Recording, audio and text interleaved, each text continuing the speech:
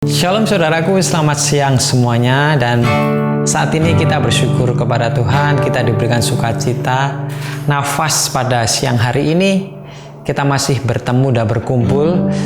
Itu semua karena kita masih diberi kesempatan Tuhan untuk kita hidup dan kita kembali ke jalan yang benar. Mari saat ini kita tidak mau menyia-nyiakan kesempatan yang Tuhan telah berikan kepada kita. Maka dari itu, mari saat ini kita mau menyerahkan tubuh, jiwa, dan roh kita kepada Tuhan. Galah kasih karunia yang Tuhan berikan kepada kita, kita tidak akan pernah sia-siakan. Terima kasih Tuhan, terima kasih Yesus. Roh Kudus, Kau hadir di sini. Roh Kudus, Ku mengasihimu. Kau lembut, Kau manis, Kaulah penghiburku, penolongku, diutus Bapamu. Katakan Roh Kudus, Roh Kudus, Kau hadir di sini. Roh Kudus, Ku mengasihimu. Kau lembut, Kau manis, Kaulah penghiburku, penolongku, diutus Bapamu. Ku buka hati untuk Roh-Mu Tuhan.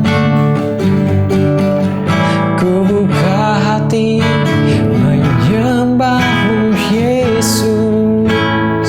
Amin Tuhan. Jamahlah kami, penuhi kami dengan kuasa Allah Maha Tinggi.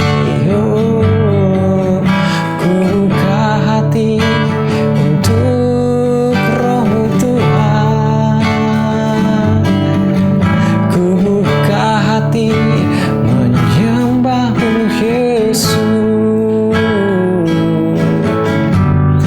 Jamahlah kami, penuhi kami dengan kuasa Allah Maha Tinggi. Oh, ku buka hati untuk Roh-Mu Tuhan. Ku buka hati menyembah-Mu Yesus. Jamahlah kami, penuhi kami dengan kuasa Allah Maha Tinggi. Dengan kuasa Allah Maha Tinggi. Oh, dengan kuasa Allah Maha Tinggi. Oh, penuhi kami Tuhan dengan kuasa Roh Kudus-Mu. Biarlah kami hidup menurut kuasa-Mu Tuhan, menurut tuntunan dari Roh Kudus-Mu. Penuhi sekarang Tuhan dengan kasih-Mu di dalam kehidupan kami. Oh, Yesus.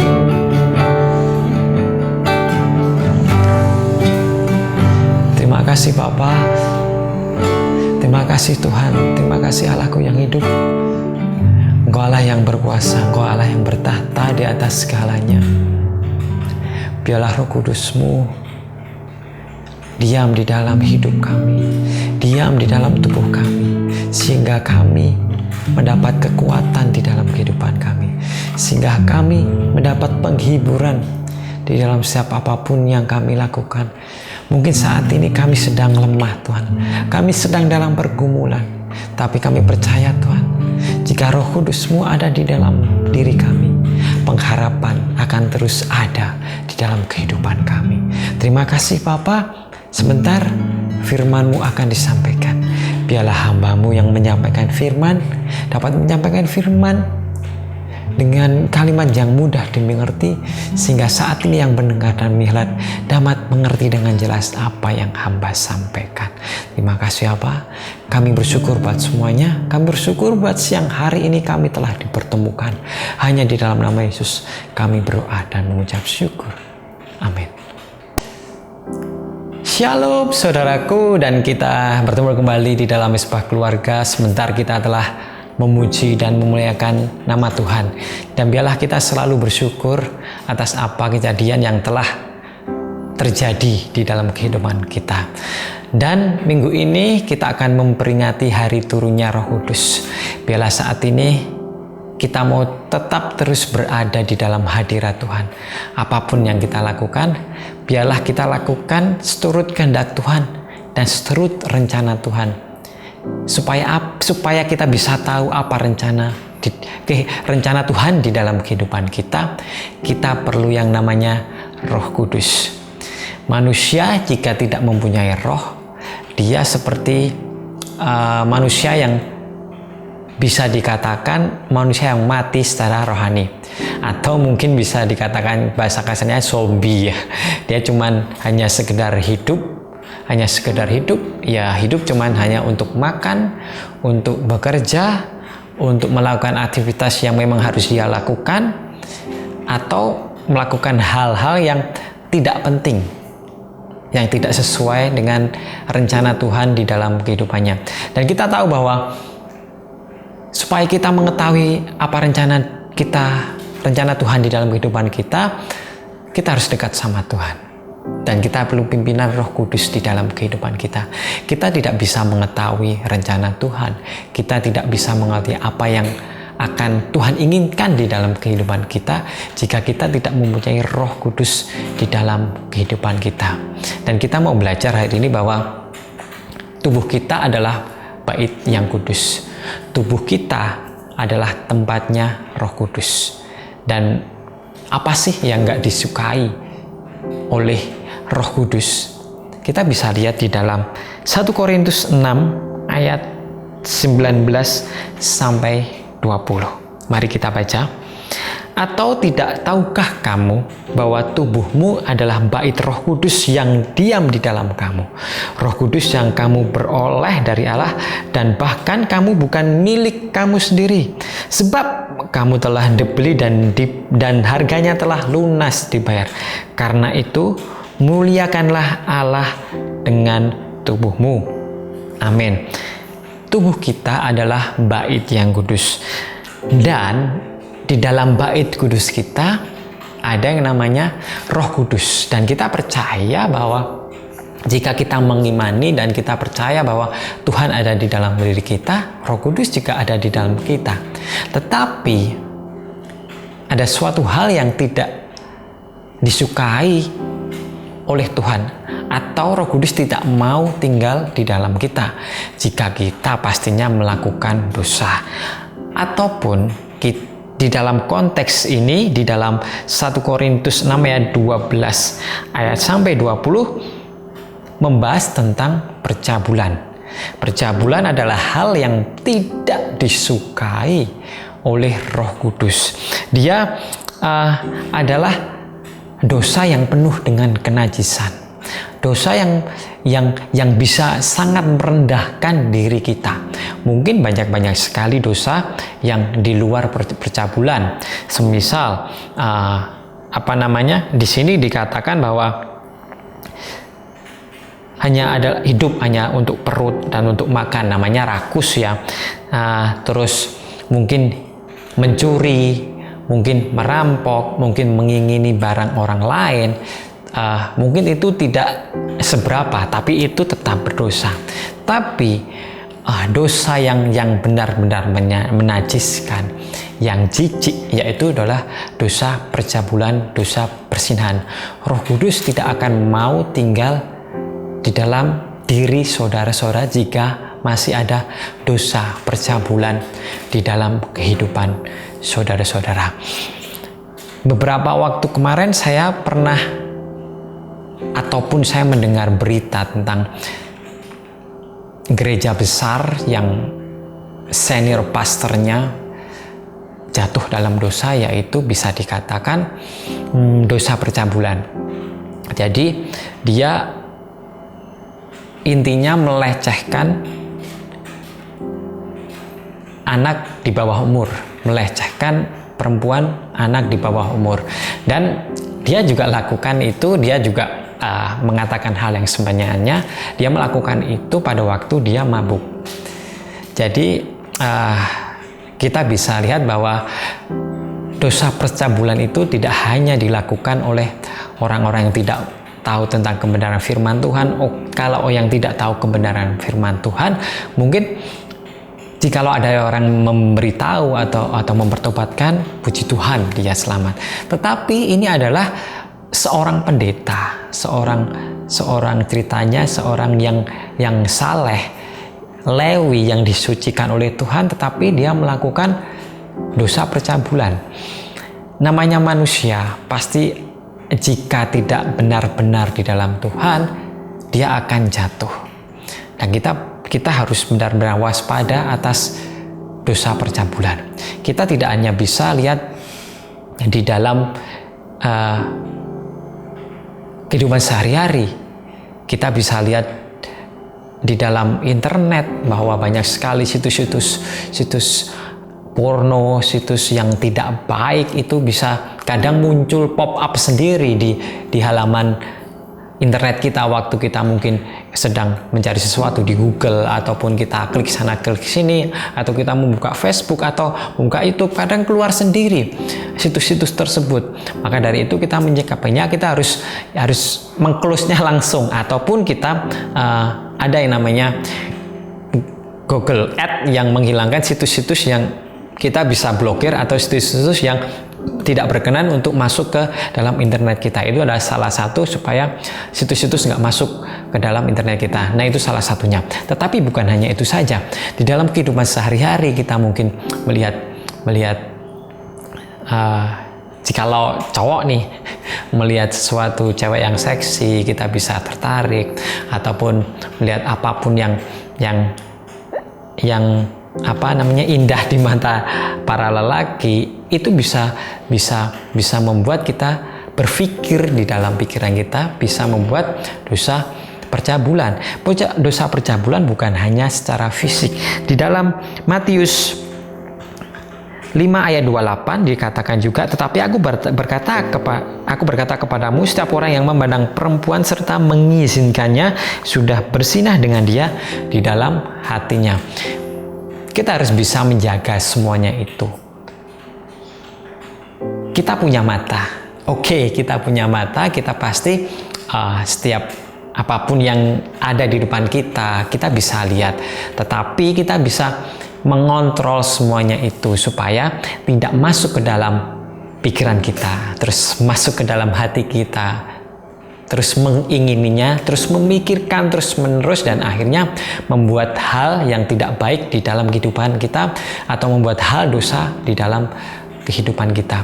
Banyak sekali juga kehidupan rumah tangga jatuh di dalam dosa percabulan.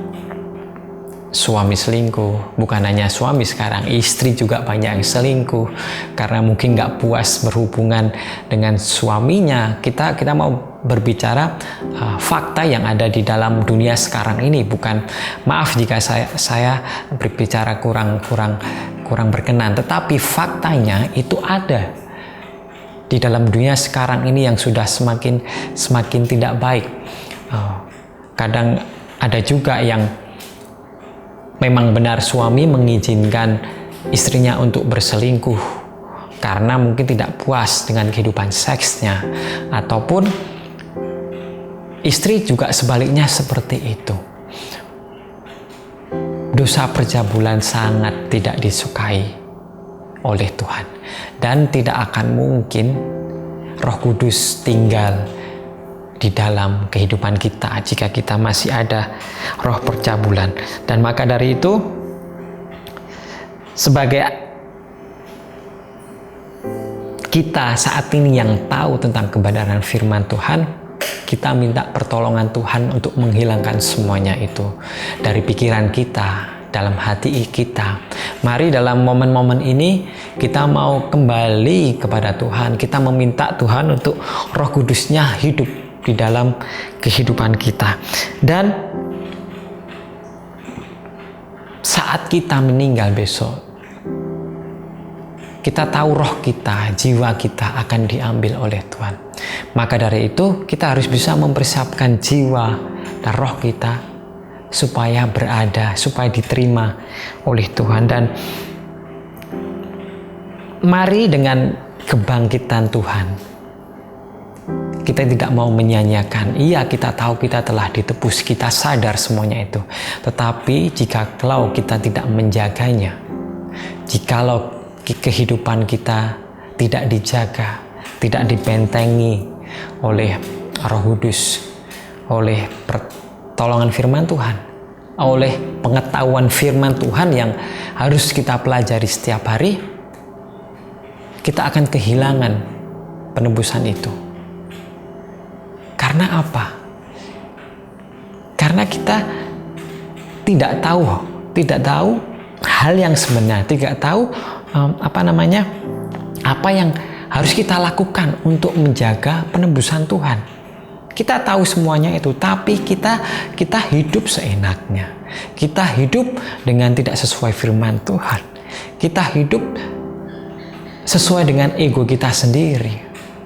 Tapi marilah kita saat ini, khususnya kita mau menghilangkan dosa percabulan di dalam kehidupan kita.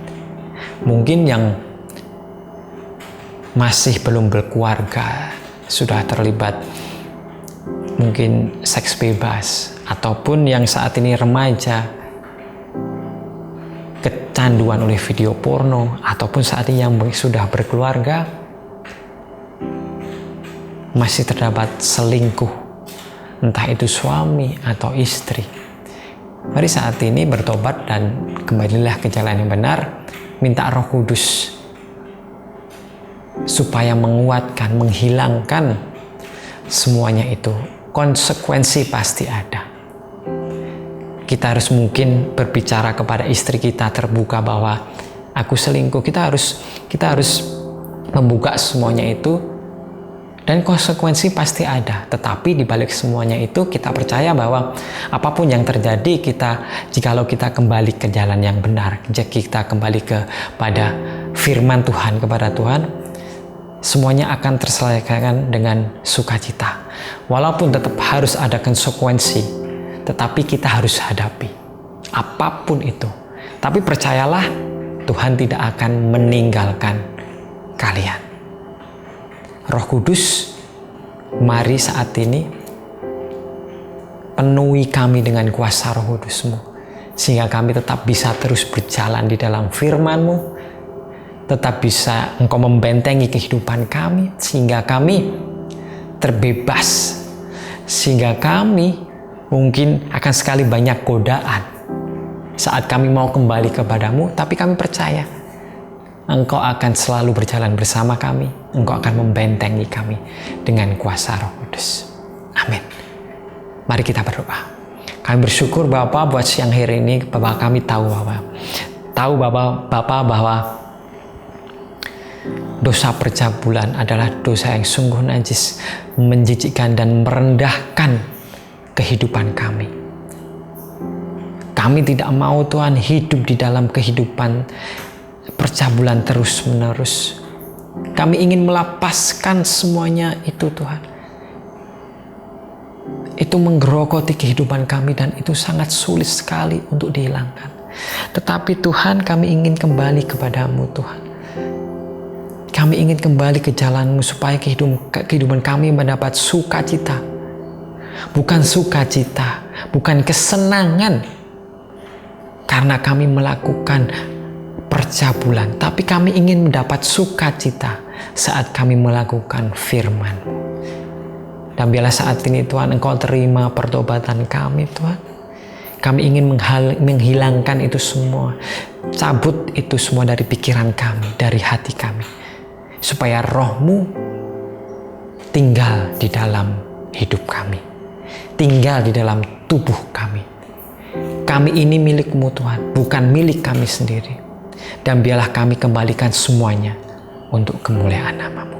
Terima kasih Bapa, terima kasih Yesus. Kami bersyukur buat hari ini kami mengetahui firman-Mu, tentang kebenaran firman-Mu, dan kami tahu kami akan kembali kepadamu. Dan terima kasih Bapa, kami bersyukur buat semuanya. Biarlah hidup kami serahkan kepadamu. Biarlah tubuh kami dipenuhi dengan kuasa Roh Kudus-Mu, karena kami percaya Engkau Allah yang hidup, dan kami telah dibayar lunas. Karena itu kami mau memuliakan Allah kami dengan tubuh kami. Terima kasih Bapa, kami bersyukur buat semuanya. Kami bersyukur buat siang hari, hanya di dalam nama Tuhan Yesus Kristus yang telah menjadi juru selamat dan penebus kami. Amin. Shalom, Tuhan Yesus memberkati dan selamat beraktivitas.